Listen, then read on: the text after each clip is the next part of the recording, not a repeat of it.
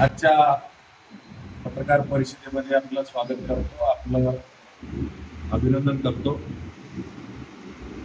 तर पत्रकार परिषद बोलवण्याचा असा काही विशेष मुद्दा या ठिकाणी आज नाही, परंतु लवकरच महाराष्ट्रामध्ये विधानसभेच्या निवडणुका येत आहेत आणि विधानसभेच्या निवडणुकांच्या संबंधाने आपल्या माध्यमातून लोकशाहीचा चौथा स्तंभ म्हणून सामान्य मतदारांपर्यंत आणि जनतेपर्यंत भूमिका जावी म्हणून आज तुम्हाला या ठिकाणी आमंत्रित करण्यात आलं आणि आपण सर्वजण आलात, त्याबद्दल आपले आभार। आपण सर्वजण जाणता प्राध्यापक मनोहर धोंडे म्हणून मागचे 40 वर्ष मी सार्वजनिक जीवनामध्ये आहे। त्यातले 2023 पर्यंत 39 वर्ष मी शिवसेना पक्षामध्ये एक निष्ठेनं काम केलं। आपल्याला सगळ्यांना ज्ञात आहे 2009 ला आदरणीय कैलासवासी बाळासाहेब ठाकरे यांनी सच्चा शिवसैनिक म्हणून आणि मराठवाडा पदवीधर मतदारसंघाची माझी जागा ही युतीमध्ये भाजपला गेल्यामुळं सर्वेमध्ये सी ग्रेडची असलेली लोहा विधानसभेची जागा ही कोणीही उमेदवार दिला तर निवडून येणार नाही, पण तू जा, लढ, पड, 5 वर्ष काम कर आणि 14 ला तुला संधी मिळेल असं म्हणून उमेदवारी दिली। आणि 2009 ला आदरणीय बाळासाहेब ठाकरे यांनी उमेदवारी दिल्यानंतर मला फक्त 13 दिवस मिळाले होते आणि त्या 13 दिवसामध्ये आपण सर्वजण जाणता 10 वर्षाचा आमदार, 20 वर्षाचा जिल्हा प्रमुख असलेला व्यक्ती तरी पक्ष सोडला, बैमानी गद्दारी केली आणि त्या प्रसंगाचा औचित्य करून काही लोकांनी त्यांच्या भगव्या दस्त्याही जाळल्या होत्या। अशा परिस्थितीमध्ये पक्षच पूर्ण 3 नंबरला असताना माझी संभाजीनगरहून आयत्या वेळी उमेदवारी लोह्यामध्ये दिली गेली आणि या ठिकाणच्या 156 ग्रामपंचायती आणि 216 गावं, वाडी, तांडे इथपर्यंत पोहोचण्यासाठी वेळ मिळाला नाही। फक्त 13 दिवस मिळाले उमेदवारी जाहीर झाल्यानंतर मतदान होईपर्यंत, 13व्या दिवशी मतदान झालं, त्यामुळे वेळ कमी मिळाला। अफवाचं पीक होतं, मीही नवीन होतो, पण आदरणीय बाळासाहेबांनी मला उमेदवारी देताना सांगितलं होतं की आपला कोणताही उमेदवार दिला तर निवडून येणार नाही, त्यामुळे तू जा, लढ, पड आणि काम कर। मी लढलो, पडलो, जनतेने मला नाकारलं हे खरं आहे, त्याची टिंगलटवाळी करणारी या ठिकाणी काही महाभाग आहेत, परंतु निवडणूक लढल्यानंतर, पडल्यानंतरही चळवळीतला कार्यकर्ता आहे। निवडणूक लढवणं, जिंकणं किंवा आमदार होणं एवढ्यापुरता स्वार्थी हेतू माझा कधीच नव्हता आणि निवडणूक 2009 मध्ये हरल्यानंतर सुद्धा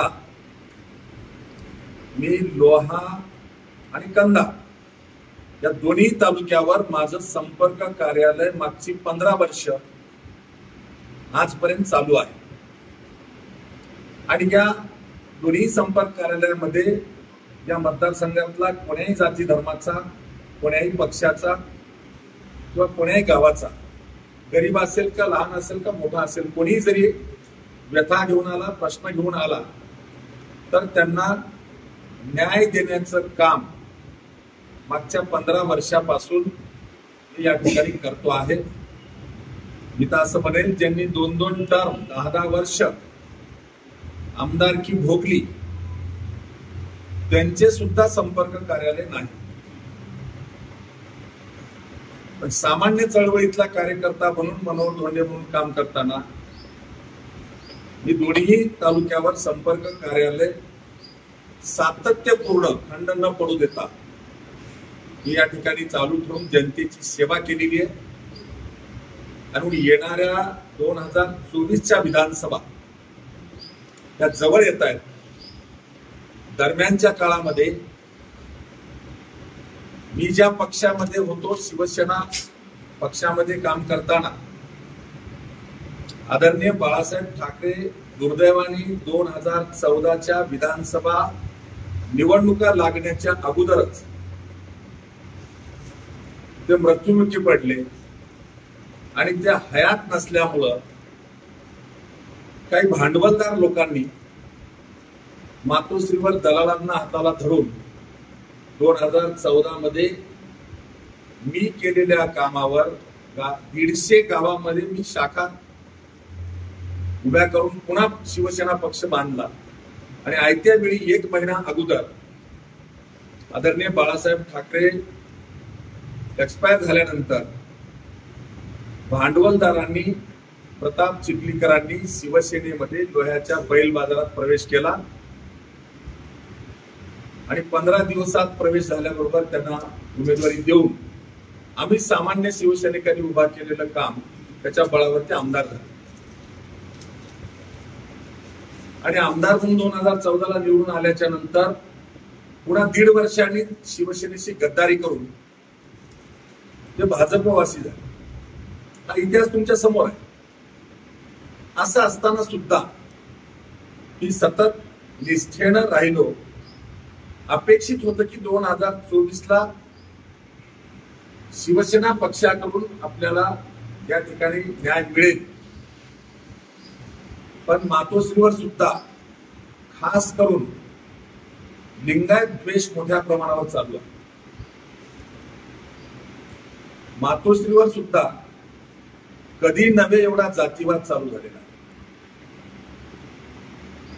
आणि म्हणून 38 वर्ष निष्ठेनं शिवसेनेत राहणारा मनोहर धोंडे किंवा 15 वर्ष लोहा आणि कंधार येथे शिवसेनेचं पक्ष कार्यालय टाकून जनतेची सेवा करणारा प्राध्यापक मनोहर धोंडे हा मातोश्रीला चालत नाही.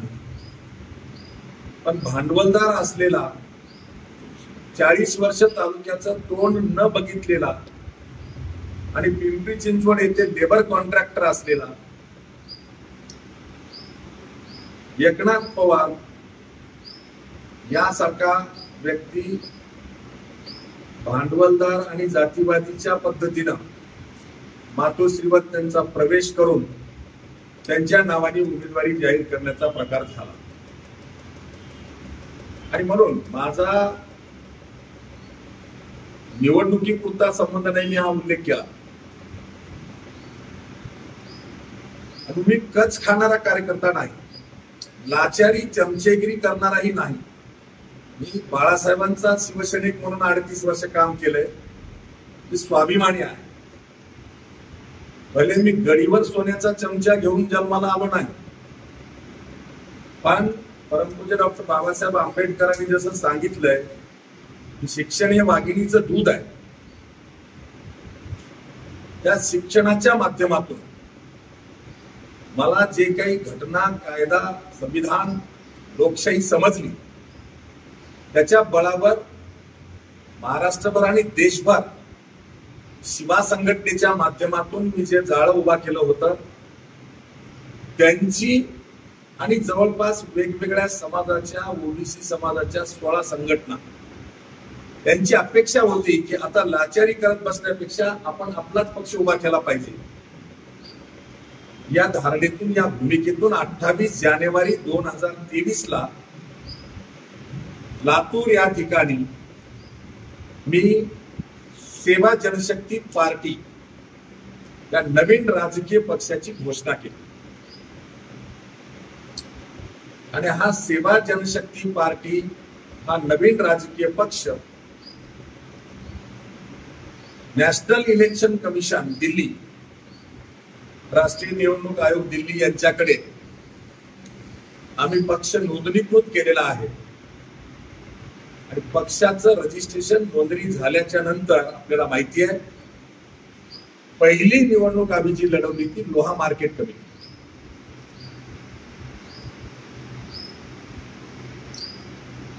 लोहा मार्केट कमिटी सेवा जनशक्ती पार्टी आघाडीसोबत आल्यामुळंच पॅनल निवडून आला, हा माझा दावा नाही, ही वस्तुस्थिती आहे. जर कदाचित मी कंधार मार्केट कमिटीला जर महाविकास आघाडी सोबत राहिलो असतो तर तिथलची मार्केट कमिटी निवडून आली असती.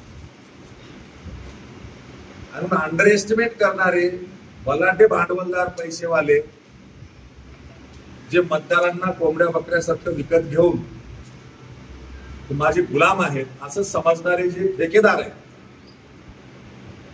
खास करून लोहा कंधार मध्ये,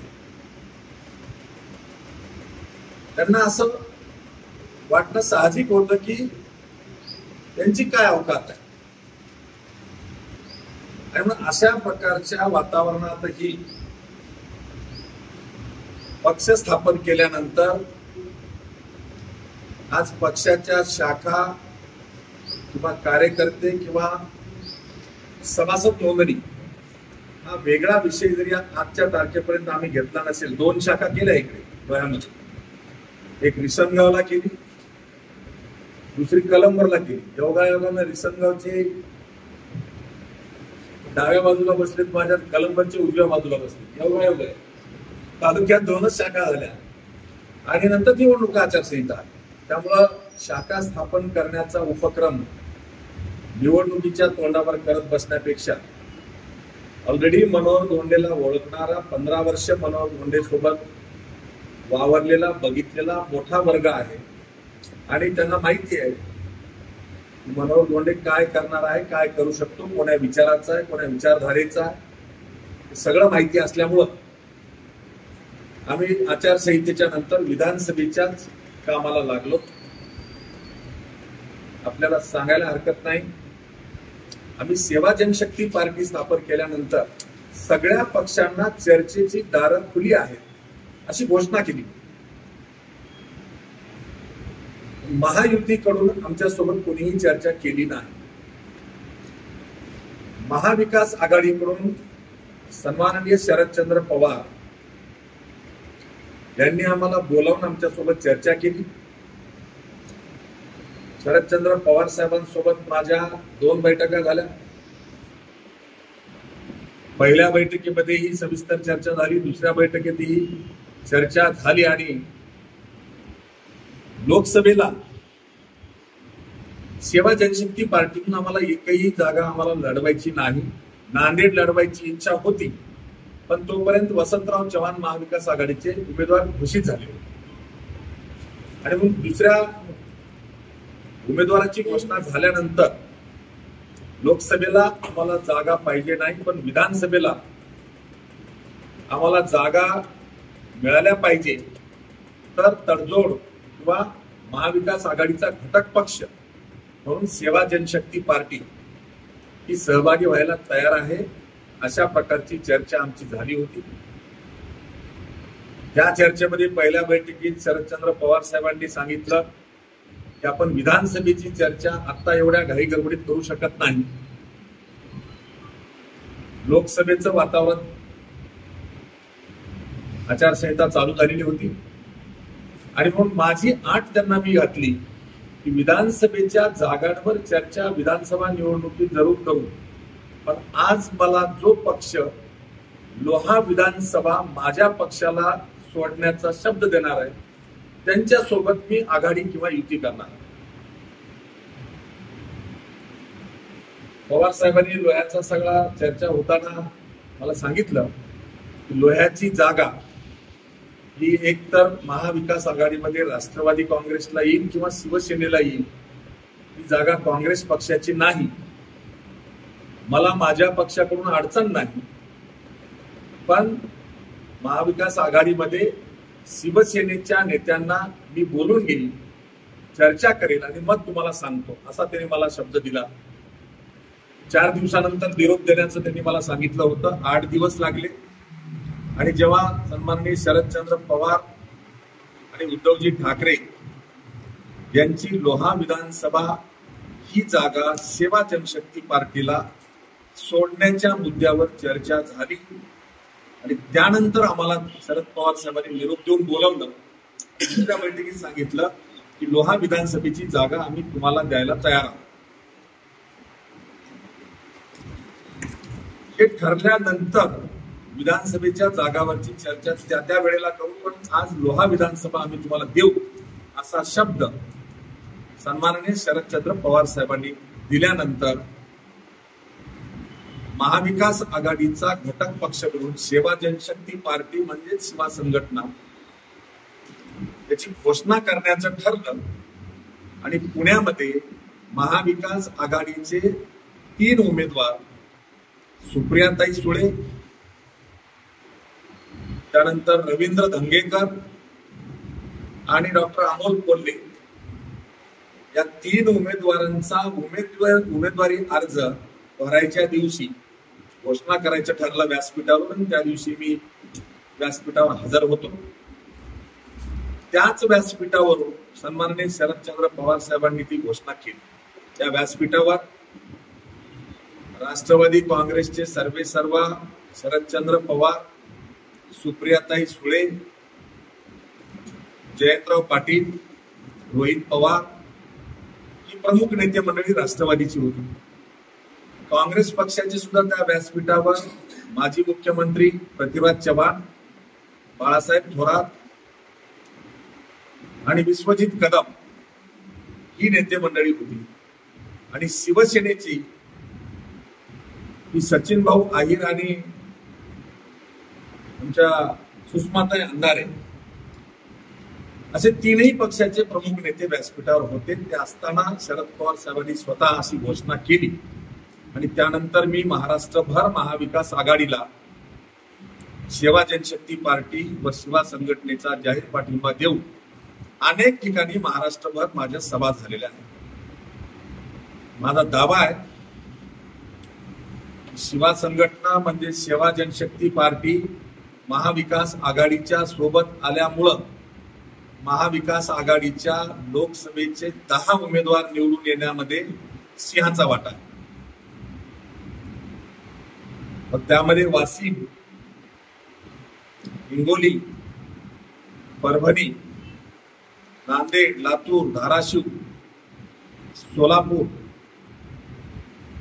माढा, बारामती, दक्षिण नगर या जागा आमच्या प्रभावामुळं निवडून येण्यामध्ये परिवर्तित झाल्या असा माझा दावा आहे.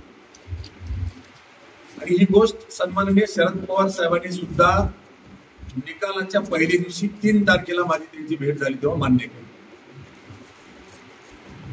आता राहतो प्रश्न विधानसभेचा.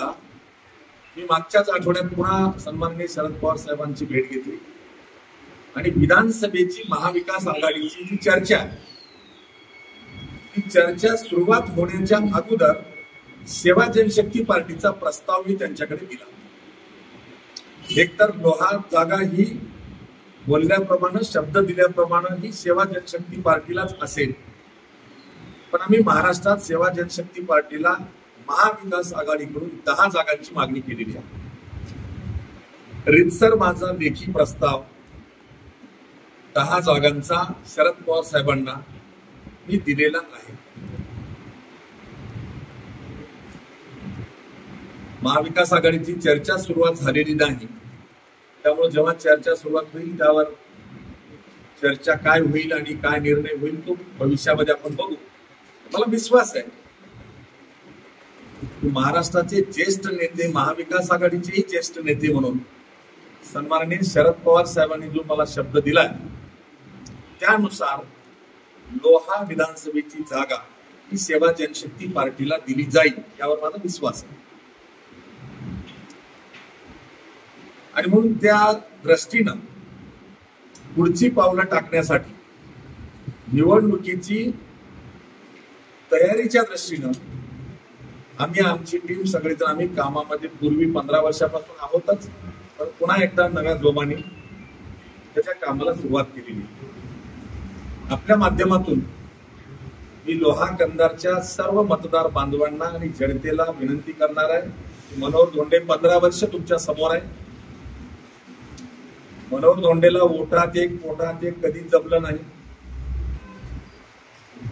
त्यामुळं विकासात्मक दृष्टिकोन किंवा अडला नडला गोरगरीब विस्थापित दीनदलित जो कोणी गरजू असेल तो जे काम माझ्याकडे घेऊन आला, तालुक्यातलं जिल्ह्यातलं नाही, महाराष्ट्रातलं नाही, देशातलं, माझ्याकडे असे अनेक फोन येतात की कर्नाटकामध्ये ट्रक अडवलाय, तेलंगणामध्ये गाडी पकडली, असे अनेक फोन येतात. आणि म्हणून सुदैवानं मागची 40 वर्ष सार्वजनिक जीवनामध्ये असताना महाराष्ट्रभर देशभर शिवा संघटनेचं जाळं असल्यामुळं माझं भांडवल काय असेल तर विश्वासाचे आणि विचाराचे माणसं आहे. त्या बळावरती माझ्याकडे काम घेऊन आलेल्या प्रत्येकाचं काम मी केलेलं आहे. त्यामुळं येणाऱ्या 2024च्या विधानसभा निवडणुकीमध्ये प्राध्यापक मनोहर धोंडे म्हणून सेवा जनशक्ती पार्टीचा उमेदवार म्हणून निवडणूक लढवणार आहे. ही घोषणा सुद्धा मी आज नाही करत. 28 जानेवारी 2024ला परभणीमध्ये केली आणि जेव्हा लोह्यामध्ये माझा 2 फेब्रुवारी 2024ला वाढदिवस झाला तिथे मी केली. तेव्हा आज नव्यानं काही विषय नाही, चल बिचल नाही. पण ही निवडणूक येणारी 2024ची लोहा विधानसभा ही मी लढवणार आहे. माझी आपल्या माध्यमातून जनतेला आणि माझ्यावर विश्वास असणाऱ्या माझ्या सहकाऱ्यांना विनंती आहे की आपण सगळ्यांनी किंतु परंतु न आणता, अफवावर विश्वास न ठेवता, कोणाच्याही भूलथापामध्ये न येता चळवळीच्या चिकाटीच्या माध्यमातून उद्याची 2024ची विधानसभा ही महाविकास आघाडीचा घटक पक्ष म्हणून सेवा जनशक्ती पार्टीच्या वतीनं ही आपल्याला नक्की जिंकायची आहे. त्या दृष्टीनं सगळ्यांनी कामाला लागावं अशा प्रकारचं नम्र आवाहन मी आपल्या माध्यमातून या ठिकाणच्या मतदार बांधवांना, भगिनींना आणि जनतेला करतो. सर्वांना मी नवीन नाही किंवा तुम्ही मला नवीन नाही, पण लोह्याच्या जनतेला किंवा कंधारच्या जनतेला सुद्धा मी आता नवीन आहे असं म्हणता येणार नाही. त्यामुळं मी आपला आहे, तुमच्यातला आहे, सामान्य आहे. कोणीही 15 वर्षात कसलंही मला काम सांगितलं तर ते मी काम करून दिलेलं आहे. सत्ता कोणाची असो किंवा मंत्री कोणी असो. त्यामुळं ग्रामपंचायतीचा सदस्य नसतानाही माझ्याकडे आलेल्या प्रत्येकाचं काम मी करून दिलेलं आहे. 24 मध्ये जनतेचा आशीर्वाद मिळाल्याच्या नंतर अनेक विषय लोहा कंधारचे प्रलंबित आहेत, ते नक्की मी निकाली काढण्याचा प्रयत्न करणार आहे. खरं तर दुर्दैवाने मागच्या 20 वर्षामध्ये पैशातून सत्ता आणि सत्तेतून पैसा हे दुष्ट चक्र लोहा मतदारसंघामध्ये चालू आहे. किंबहुना काही ठेकेदार या ठिकाणच्या मतदारांना गुलाम समजतायत. सगळ्या बहुजनांना, ओबीसींना, दीनदलितांना, अल्पसंख्याकांना गृहीत धरतायत. त्यामुळं त्याच्या बाहेर निघून आपल्याला एकजुटीनं पुढे जावं लागेल आणि विकासाची भूमिका घेऊन आपल्याला पुढे यावं लागेल. खरं तर अनेक प्रकल्प आहेत करण्यासारखे. आपल्याला आठवण देईल, मी शिवसेनेमध्ये काम करत असताना 2011ला याच लोहा तहसीलवर मी मोर्चा काढला. मोर्चातली मुख्य मागणी होती नांदेडहून बिदरला जाणारी रेल्वे ही सोनगेट, लोहा, अहमदपूर, चाकूर मार्गे लातूर रोडला जोडा, अशी मी मागणी करून मोर्चा काढला. त्यावेळेस सन्माननीय भास्करराव पाटील खतगावकर हे खासदार होते. कैलासवासी सुधाकरराव डोईफोडे आणि भास्करराव पाटील खतगावकर यांची मागणी होती की नांदेडहून बिदरला जाणारी रेल्वे ही नायगाव, नरसी, देगलूर मार्गे नाही. आणि मी मागणी केली होती की नांदेडहून बिदरला जाणारी रेल्वे ही सोनखेड, लोहा, अहमदपूर, चाकूर मार्गे लातूर रोडला जोडा. मी जेव्हा मोर्चा काढला तेव्हा मला माझ्या जवळचे लोक हसले होते. ते म्हणाले होते की तिकडून खासदार मागणी करतायत आणि इकडं तुम्ही मागणी करतायत, सत्ता त्यांची आहे, तुमच्यानी हे होणार आहे का? मागणी करून कशाला हे करता? परंतु मोर्चा पुढं तुम्ही काही जुनी पत्रकार बांधव आहेत, मी भाषण करताना सांगितलं होतं की कायद्याचं राज्य आहे, इथे सत्ता कोणाची असली तरी बाबासाहेबांच्या कायद्याच्या बाहेर कोणालाही जाता येणार नाही. आणि म्हणून निकषाच्या आधारावर, कायद्याच्या आधारावर ही रेल्वे फिजिबिलिटी ज्याला म्हणतो ती लोहा मार्गे फिजिबिलिटी आहे, देगलूर मार्गे नाही. आणि असं जर सत्तेचा गैरवापर कोणी करायचा प्रयत्न केला तर मी ज्ञानबाची मेघ मारल्याशिवाय राहणार नाही, असं वाक्य मी त्यावेळेला वापरलं होतं. माझ्याकडे आजही वर्तमानपत्राची कात्रणं आहेत.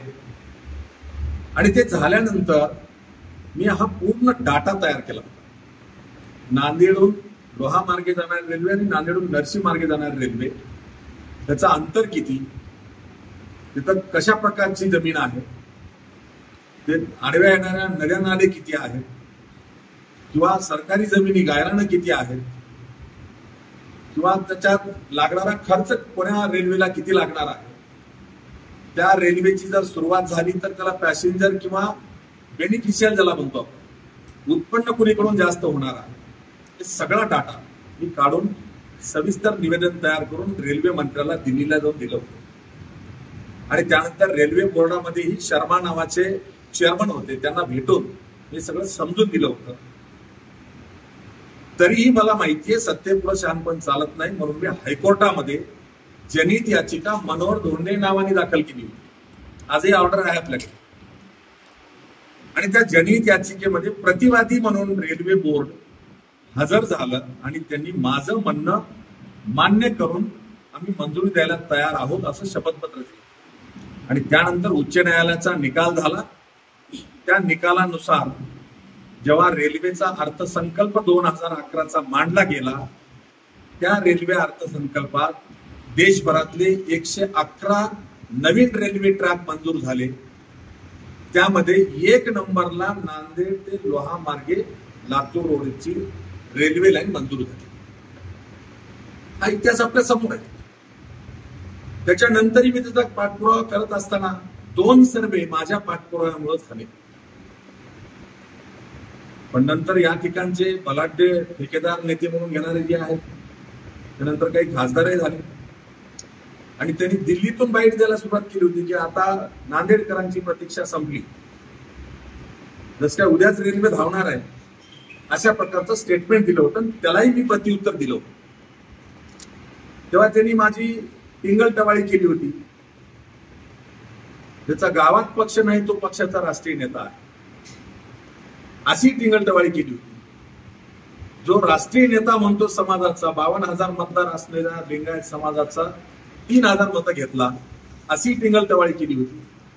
ही टिंगलटवाळी काही एकट्या मनोहर धोंडेची नव्हती, सगळ्या लिंगायत समाजाची. आणि म्हणून त्याला उत्तर देताना मी सांगितलं होतं की मी चळवळीतला आहे, मी काय हवेत गोळ्या मारत नाही, घोडा मैदान समोर आहे.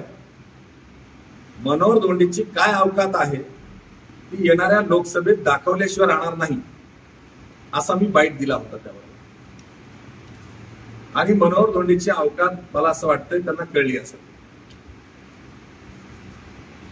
किंवा प्रचारामध्ये मी भाषण करतानाही ठिकठिकाणी माझ्या जाहीर सभांमधून लोह्याचं पार्सल नांदेडकरांनी लोह्याला पाठवावं अशा प्रकारचं आवाहन केलं. आणि ते पार्सल आता लोह्याला आलंय. उद्या लोह्यात ते उभा टाकायचा प्रयत्न झाला तर ते चिखलीला जनता पाठवल्याशिवाय राहणार नाही. आणि अशा प्रकारचे अनेक विषय, एकच विषय नाही, अनेक विषय असे आहेत जे करण्यासारखे पण इथं केलं जात नाही. पैसे देऊन निवडून यायचं आणि निवडून आल्याच्या नंतर स्वतःच्या बेनामी मालमत्ता सांभाळायच्या, नातेगोते जपायचे आणि चेले चपाटे जगवायचे, एवढाच उद्योग इथं 20 वर्ष चालू आहे. त्यामुळं कुठल्याही विकासाच्या कामावर कोणाचंही लक्ष नाही. जे स्वतःला छत्रपतींची वंशज किंवा अवलाद म्हणून घेतात असे या ठिकाणचे आमदार खासदार सुद्धा लोह्याच्या शिवाजी चौकातल्या बहुजन प्रतिपालक असलेल्या छत्रपती शिवाजी महाराजांच्या पुतळ्याबाबतही 2-2, 3-3 निवडणुका पुतळा बसवण्याच्या नावावर लढवले. पण जेव्हा मी हिंदवी बाणाला माझा बाईट दिला आणि पुतळा तुम्ही बसवणार नसाल तर आम्ही पुढाकार घेऊन बसू असं म्हणल्याच्या नंतर मग सर्वपक्षीय बैठक घेतली गेली आणि तिथून त्याची सुरुवात झाली. पुतळा बसवताना सुद्धा काय नाटकं झाली जनतेलाही माहिती आहे, तुम्हालाही माहिती आहे. परंतु ही नाटकबाजी, नौटंकी करणाऱ्या आणि छत्रपतीच्या नावावर मताच्या झोळ्या भरून स्वतःचा स्वार्थ साधणाऱ्या लोकांना मी जेव्हा इशारा दिला 19 फेब्रुवारीला जयंती आहे छत्रपती शिवाजी महाराजांची, तोपर्यंत जर पुतळा बसवला नाही तर आम्ही जयंतीच्या दिवशी पुतळा बसवू, असं जेव्हा मी आवाहन केलं तेव्हा रातोरात लोह्यातला पुतळा तयार झालेला नसतानाही इथं बसवलेला पुतळा काही नियोजित पुतळा नाही, हा पुतळा दुसरीकडचा आहे, तो रातोरात आणला गेला आणि नाविलाजास्तव छत्रपती शिवाजी महाराजांचा पुतळा त्यांना 19 फेब्रुवारीच्या अगोदर बसवावा लागला, हेही जनतेला माहिती. किंवा महात्मा बसवेश्वरांचा पुतळा बसवण्याची नगरपालिकेतली मागणी शिवा संघटनेची होती, पण गजानन सावकार सूर्यवंशी सारख्या ओबीसी नगराध्यक्षाला वेटीला धरून काम करू द्यायचं नाही आणि स्वतःला आणि स्वतःच्या पोरालाच क्रेडिट घ्यायचं, या उद्देशानं उतरलेल्या प्रताप चिखलीकरला सुद्धा या ठिकाणच्या नगरपालिकेच्या सर्व नगराध्यक्षासहित सगळ्या नगरसेवकांनी त्यांची एकजूट दाखवली आणि महात्मा बसवेश्वरांचाही पुतळा त्यांचा कार्यकाळ संपण्याच्या आत या ठिकाणी बसवण्यात आला.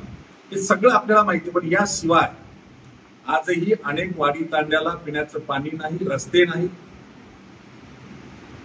काही आता 1.5 दिवसामध्ये आलेली पुण्याची पार्सल सांगतात की मी फार लोकांना इकडे तरुणांना नोकऱ्या लावल्या,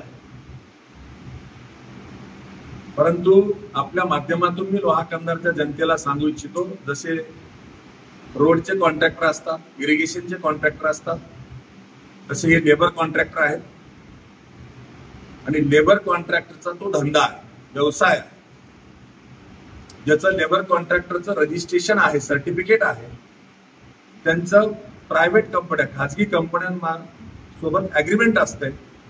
एखाद्या खाजगी कंपनीला 100 लेबर लागणार असतील तर ती कंपनी त्या कॉन्ट्रॅक्टरला मागणी करते आणि कॉन्ट्रॅक्टर तेवढे लेबर त्यांना पुरवतात. त्यांचं महिन्याला 30,000 महिना एका लेबरचं जर मानधन असेल तर 100 लोकांचं जेवढं असेल ते त्या कंपनीच्या खात्यावरून त्या कॉन्ट्रॅक्टरच्या खात्यावर जाते आणि कॉन्ट्रॅक्टर त्या लेबरला पगार वाटप करत असतो. कंपनीकडून 30,000 प्रति महिना घ्यायचा आणि 20,000 प्रति महिना कामगाराला द्यायचा. या पद्धतीनं धंदा करणारा एक व्यक्ती मी अनेकांना नोकऱ्या लावल्या अशा वल्गना करतो. माझा दुसरा प्रश्न आहे, जर लोह्यातल्या लोकांना लोह्यातच स्वयंरोजगार मिळाला असता तर पुण्याला, औरंगाबादला पोट भरायला जाण्याची वेळच आली नसती. ही वेळ आणणारे कोण आहेत? तर ज्या 4 घरामध्ये स्वातंत्र्य मिळाल्यापासून आमदारकी आहे त्याला जबाबदार ही मंडळी आहे.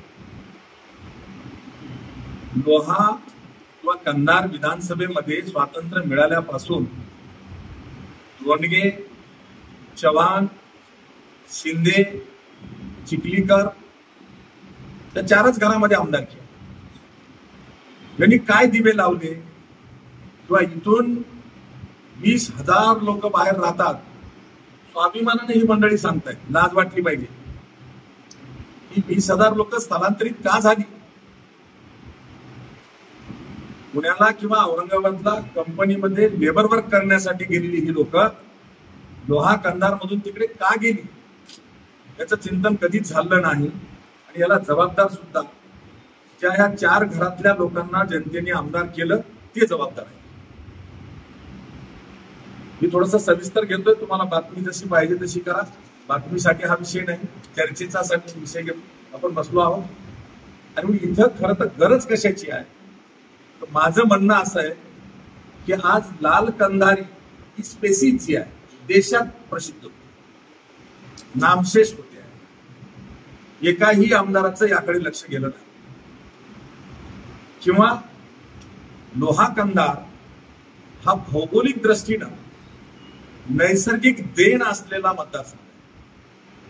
या मतदारसंघामध्ये सीताफळ, एक उदाहरण देतो मी आपल्याला, सीताफळ त्याला कुठलाही खर्च नाही. महाराणावरती, गायरानावरती, वन विभागाच्या जमिनीवरती सीताफळाच्या अनेक झाडं आहेत ज्यातून कोट्यावधी रुपयाचं टर्नओव्हर होऊ शकतो. असा एकही आमदारानं प्रयत्न केला नाही. इथं सीताफळाचा प्रोसेसिंग प्लांट आणावा. आदरणीय भाई कैलासवासी आमचे केशवरावजी धोंडगे साहेब आमदार होते तेव्हापासून फुलवळची एमआयडीसी आहे.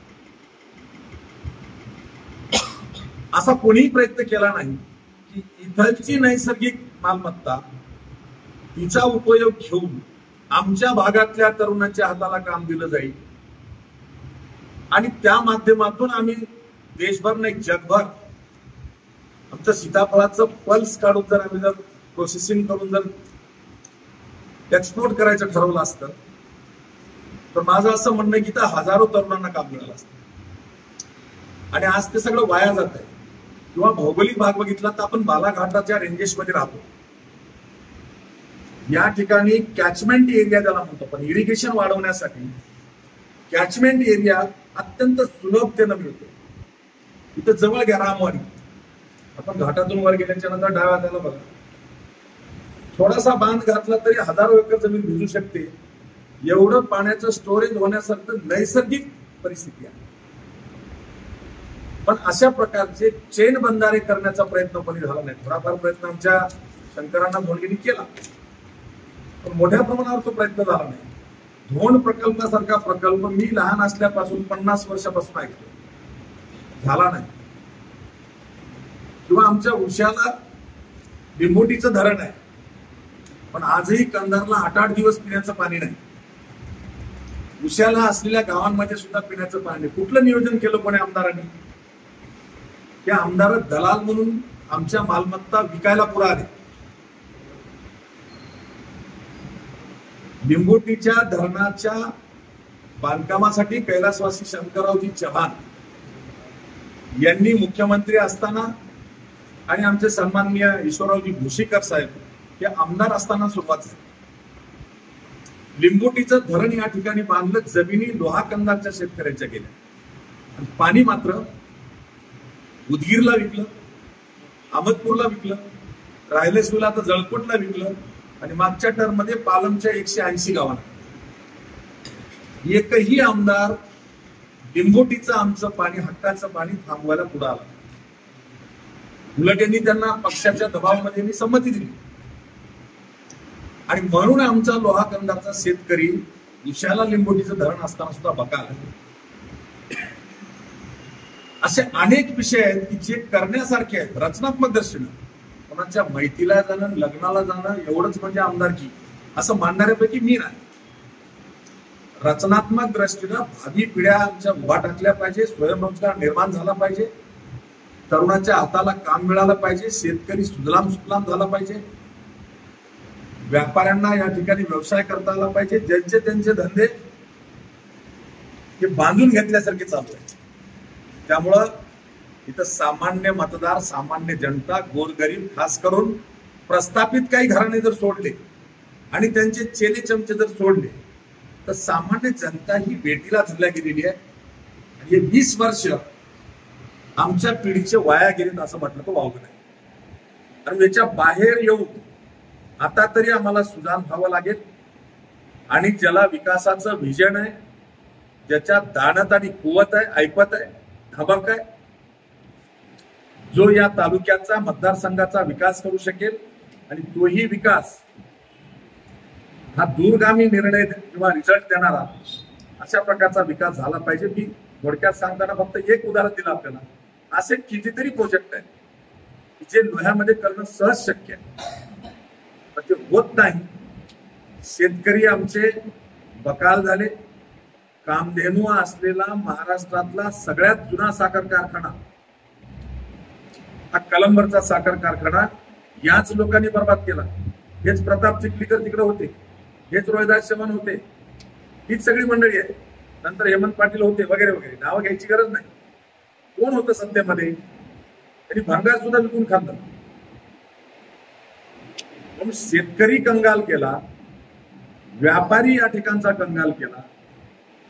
तरुणाई जी आहे आमची ती वापरायपुरती फक्त घेतली भंपकबाजी आणि चमकोगिरीच्या नादाला लावून स्वतःचं पोरग पोरगी मोठं करण्याशिवाय इथं सामान्य जनतेचं काम झालं नाही.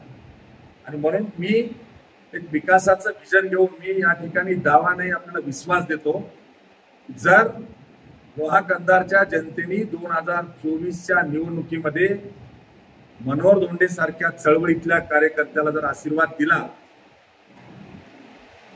तर माझी 5 वर्षाची टर्म संपण्याच्या आत नांदेडहून लोहा मार्गे लातूर रोडला जोडणारी रेल्वे ही धावेल हा विश्वास मी देतो.